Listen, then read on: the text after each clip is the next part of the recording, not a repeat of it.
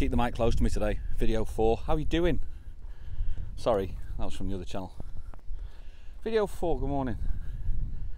But yeah, once again, thank you. Jesus Christ, thank you so much. Private messages. What do you say? I don't want to dwell too much on that, by the way. Thank you so much. Plane coming over now. Never get my timings right. Where is it? Missed it. There it is. Don't want to dwell too much on it because you're not here to listen to me say thank you, but honestly, I appreciate everything, all the comments, private messages, phenomenal. People that are saying they can relate to it, so thank you so much. I know where we're up to. We're up to the point about what led me to get to Tenerife, but I just want to go back a little bit. I want to show you a couple of things. This is my car.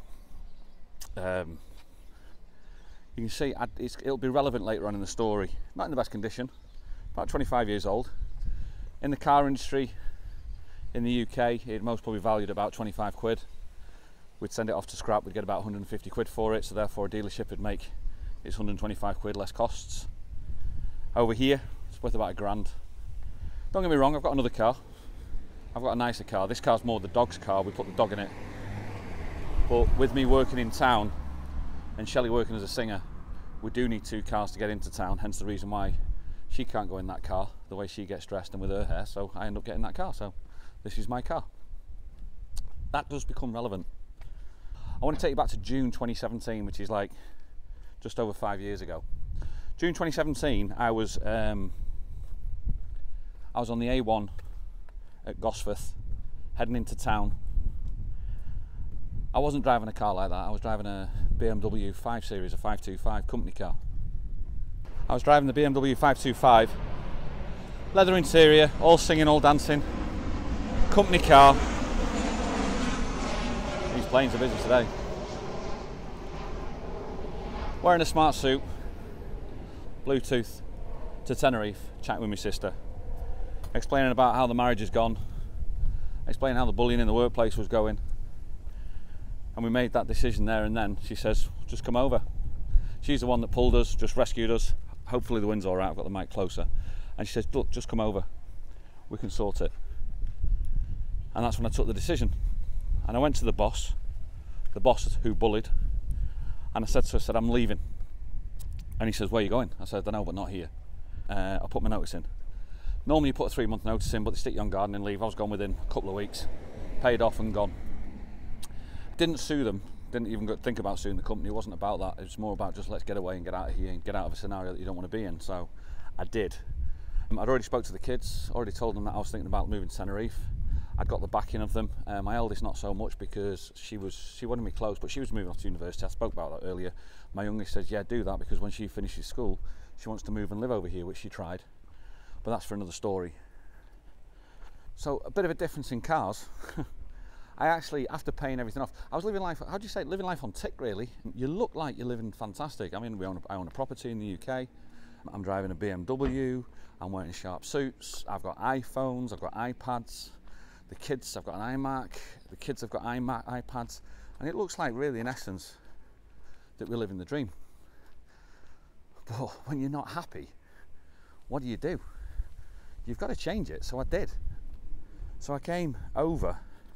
And the idea was, all right, I've got a little bit more of a support system over here. My sister's here, and my sister is self-employed. Over here they call that autonomo, which is quite important, that'll come up later. And the idea was, she has her own business, and it's only a small business, it's a business for like 3 people at the time. And it was getting people set up in businesses and doing the health and safety for them. And you know, if you wanted to open a bar, you'd need your licenses over here. She speaks fluent Spanish. She's been doing that for 20 years. So the plan was I was going to come over, and with my languages I was going to go and tap into the Dutch and Flemish markets and do exactly the same for it. And it seemed like a great idea. I arrived in July and I was going to go and work not for but with my sister. It lasted about 2 months, if that. And the reason why it lasted about 2 months is because me and her are very, very, very extremely similar. And when you get 2 people that are very, very similar, there's a clash. When I've come from businesses where I'm used to working with about 100 people with ease in our organisations that we were doing, and she's working with 3, and she doesn't want to expand that much, and I was busy trying to want to expand. It became a clash of conflicts, and for the relationship of the family, and it was much clearer straight away that we decided that it wasn't going to work, and therefore we distanced ourselves very quickly. No problems at all, we still get on fantastic, but that's the reason why, because of that reason. So once again, as per usual, I'm getting ahead of myself. So let's just bring it back a little bit. Moved out to Tenerife July the 14th, and I moved out with £5,000. That was it. I thought that'd be enough to get me started. I put it into a bank account. What calls it? You need an NIE number over here, which is a number to get you into the system. I already had one because my daughter was born here 18 years ago. We just re-registered the NIE that I had, the previous one. Put the money in the account, got my bank card, I'm off and away. Fantastic. I remember going shopping, first day, no problem at all. Second day went to a shop. It was Chinatown, funnily enough, and where you buy all the bits and bobs. Put my card in the system, nothing happened. Well, that's strange. Tried it a couple of times, nothing happened. I mean, this is weird because I know it works. There's no worries, I had cash on me, so I paid for it in cash. Went to the bank, cash machine, see what was going on. And it was actually a weekend, so it wouldn't. I couldn't find out with the bank itself. So I had to wait until the Monday, so I had no cash over the weekend. Turns out on the Monday morning, go into there, finds out that my account has been what's called embargoed. Now, embargoed over here is where there's only two people that can get hold of your account and take control of your account, and that is the tax or the social security. And in this instance, it was I think it was the tax that had got hold of it. And the reason why they got hold of it was for one very, very simple reason, was when I was here 18 years ago, and I told you I lost a lot of money over here, I closed all the businesses and left, but the accountant I had at the time didn't close what's called the basura. Now the basura is the rubbish. So your rubbish gets collected from a commercial building. And because it hadn't been closed, and for 18 years the bills had been accruing against my name, it showed that I owed £16,000 to the council, unbeknown to me. So the moment I re-registered with that NIE number again, they went, there he is, that's his bank account, we'll have that, and took it. So in essence, within being here for turning up within a month, I was potless. I'd gone over to come work with my sister, that wasn't working. At least I had some savings, they were gone, and I was like, yeah, what do we do now? And that's when you come into fight or flight. Thought about flight a couple of times. In the background, I didn't realise at the time, but Shelley's like, yeah, you're not leaving, you're staying here. Thank you for that, Shelley. She told me that the first year was going to be the hardest it was going to be, which it clearly was. And when you make a change, this is what I want to try and say to people. These are some of the pitfalls or things that you need to think about when you're making a change. So I wanted to tell you this one. I said it's all open and honest. I wanted to tell you the stories about the path it went through, because people ask a lot of times, what is it I do for a living? You know, what does it actually do, Rick? When you come to Tenerife, we made the decision with my sister. We knew that I'd have to diversify a lot more. You don't rely on one sole income. Sure, if you want to come over and open a bar, then that's your income. But if you're coming over like myself, you've got to get your money and income from elsewhere. And I generate it now from compare work, from YouTube. That's about it really at the moment. But we're trying to work on that with other things. Watch this space, I'll tell you. I'm in Tenerife, got no money. Luckily my sister knows a very good lawyer who's in the system who can get it sorted for me. And all it was, I had to actually prove for the last 18 years that I was living in the UK. That's what actually literally I had to prove it. So once I got that proved, eventually the account opened up again. And then they put a claim in saying, oh, I'm not sure, appealed it, so it got held, and then it's finally got released. But in the beginning, can you imagine how tough that would be? Because I've come back and forwards off the island so much, back and forwards, my mum's lived on the island for so long, my sister's here. I know a lot of people on the island, and I pretty much know how the island works. The island has, I was talking about this to somebody the other day, it has an incredible underbelly that if you want to make it work on the island, you need to learn before you can think about the sunshine, lollipops and rainbows. And there is an underbelly to the island that you need to know. And once you've got that sorted, you can actually find your way through the island a lot better. The island is notorious, or it has been notorious in the past, for timeshare. Timeshare is sales. Timeshare was illegal timeshare years ago, which isn't illegal anymore. It's actually quite legit now. I could have gone into timeshare straight away, and I could still be in timeshare now if I wanted to be, but I never wanted to do that because I always knew when I was 18 the illegalities of it, what people were doing, the dishonesty, and that wasn't me. I like to sleep at night, I like to look people in the eye. But one option that I did get to do is I got a chance to sell holidays, as in bulk holidays, because if you sell bulk holidays in bulk, they can lower the price, so people then can get discounts on them and enjoy themselves with the cheaper holidays in nicer places. And that's what I decided to do and started to do, and Started doing it all right, actually. It was okay. Didn't do it too bad. Once they came on the first holiday, they got a presentation, and if they wanted to go into timeshare, that was their choice. But I could disassociate myself from that, because to me, all I was doing was selling the holidays. Park anywhere here. So when the lockdown came, I was working on the Friday, our lockdown happened on the Saturday. Pretty much that job ended, because everybody got repatriated. It was an industry designed for the tourism that wasn't there, and that was it. It was gone.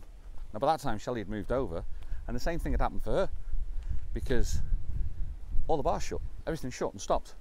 We were lucky that we managed to make some savings straight away, and from there, and we'd only, you know, our relationship was a full-time relationship for 3 months before we got locked down. So we thought straight away, this is interesting. She'll tell you a completely different story. She's like, oh my God, what's going to happen? I was like, yeah, it's fine. We'll have a good time. We had a great lockdown. I'm going to tell you about that in the next one. I don't mean it that way, because as always, it's not that kind of channel. But it's there's a lot of stuff that's come out of there that's got us where we are today. What I want to talk about is when I came out of lockdown, I knew for a fact that I didn't want to go back into the holiday sales. I didn't want to go back into it. It wasn't me. It's not who I wanted to be.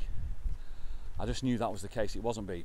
Through the lockdown and through the YouTube, through the lives that we did on Facebook and then onto YouTube, I'd kind of got the idea that I wanted to do the comparing. I never felt I was ready. I always felt, because I'm not a singer, that's the thing, I'm not a singer. And because I'm not a singer, I thought that job is pretty much out of my grasp, because that's all Tenerife have seen, and that's all Tenerife is used to knowing, and therefore I always thought to myself, they're not going to be interested in me because I'm not a singer, which I always thought was a bit weird, because can you imagine a night, you're a compere, you sing, you introduce then a singer on, they finish, and then you sing again, and then you get karaoke singers on, and I'm like, where's the interaction and where's the chat? I can bring a little bit more to the table, I can make people's nights more interesting. I've got to believe in it myself first of all, which I didn't, but I thought I did. But that's the direction I wanted to go in. But I didn't think I was ever ready. So then, you guys know all about the Lanzarote story. The Lanzarote, I went over there, that was exactly the same as the holiday sales. That's all it was. But then it was also going, can you sell timeshare? And I said no. I genuinely 100% said no, I didn't want to do it. But the guy threw good money at me at the time when I needed it. It is legal, it's above board, and what people pay for is what they get. So I said yes. It's supposed to be on a 3-month basis. I lasted 2 months because my conscience of myself not really wanting to do it was the reason why I turned around in the end and went, yeah, this is not for me. A couple of other factors to do, the boring paperwork factors, because I've not been on the island 5 years. After a while you don't get the discounts then on the flights. So it was a good excuse, good reason just to go, yeah, I'm out of this. So that worked for me. That worked a lot easier for me. But then when I came back onto Tenerife, onto the island, that pretty much forced my hand to say, right, I need to go and do this comparing lark. I'm so sorry that I've come down, it's a windy day on the Gulf today, so if it's a bit too windy, I'll try and keep the mic a little bit higher. This mic tends to be a bit of a good one. And to be honest with you, it's all going to come round, it's all going to come into completion in a second anyway, because the story goes full circle. Give me 2 secs, it's pretty windy down here.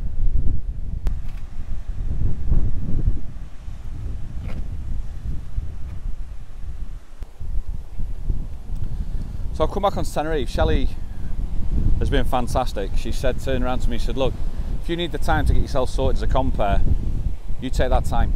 Her singing career is her business, and her business can sustain herself, and at a push it'll sustain us both. But I'm not the sort of person to allow that, so it was down to me to actually make that move myself and to make sure that I did it and got myself up and running as quick as possible. So that's where the rap stuff came in, which will most probably explain a little bit more on the next one with regards to how the YouTube came about and how the rap thing came about, DJ Dick Rapper. Two of them are so intertwined. I don't even know if I've done this the right way, to be honest with you. The thing about it is I showed you my car at the beginning, and the reason why I wanted to show the car at the beginning is because I've gone from a BMW 525 to a Renault Megane that's 25 years old that looks like that. Before that car, I had a Citroen AX and the Citroen AX was about 25 years old. It didn't have power steering. It had what we call keep fit windows, you know, the windows that you have to use by hand to roll them up and roll them down. And I've got to tell you, I don't think I've ever been as happy as a pig in shit like I am now. But you've got to be prepared to make that move, to make that change, to accept that you're walking away from maybe some of the finer things in life, but whether that matters over your own mental health, over your own happiness. There's a great one for me. This shirt I'm wearing at the moment, it's brand new. I bought it yesterday, and I bought it as a pack of 1 or 2 for €5.99. So 2 shirts for €5.99, €6. It means this shirt is €3. It just doesn't have a crocodile on it, or it doesn't have a man riding a horse doing playing polo on it, or a Nike swoosh. Years ago that'd have bothered me, but that doesn't bother me anymore, and it really doesn't. It's amazing some of the margins. The hat I'm wearing, Chinatown, €2.50. It's great. The stitching's wrong, by the way, it's a bit cockeyed, can you see it? But €2.50, same quality as a Callaway or a Titleist one that they're going to sell for 40 quid in the golf shop. The actual build of it and the quality of it is just the same.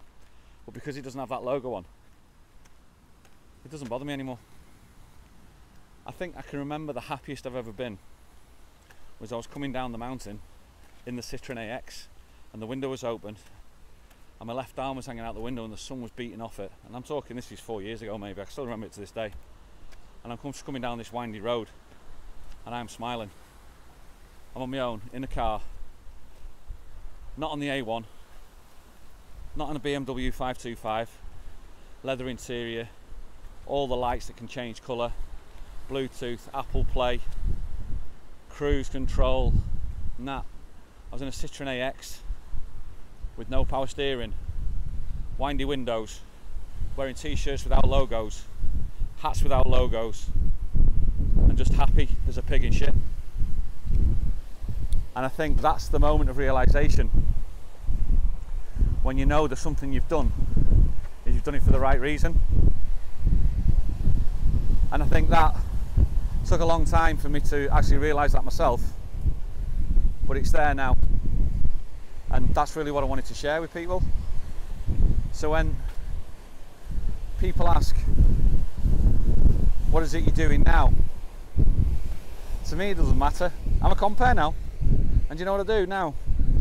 I put a smile on people's faces, I create people's holidays, and I think that's fantastic, and that's what I want to do. I had to wait to come back out of the wind. It's too windy down the front today, sorry about that. The other story I wanted to tell you, it's been really good this week, it's been fantastic, because as I said, I'm putting smiles on people's faces and I am making people's holidays. This week in Dillon, I've worked 5 nights in Dillon's. I've got my last one tonight, and then I'm off tomorrow. We've had some kids in there, but the kids I'm talking about are 19, 20 years of age kids. 3 girls have been in there, absolutely fantastic. We had 3 girls that came into the bar, and they were 19 years of age, pretty as anything, sticking, you know, thin as anything. They remind me so much of my own daughters, and it was fantastic to see. And there was the last singing, and they kept saying, "Can you play Cotton Eye Joe? Play Cotton Eye Joe." And they were a little bit drunk, as they are. Kids are kids, man. So in the end, when they finished, I played it for them, because I go on after them, and I played Cotton Eye Joe. And they went mental, they absolutely loved it, and they had a great time. And these kids, I said, they're from Preston. And next day they came in, and I went, "Ladies and gents, please feel free if you want to stand up. I'm going to play the Preston National Anthem." And without them realising it, I played Cotton Eye Joe again. And they just went mental, and they loved it. And it was so funny, it was so nice. And they came in every night since.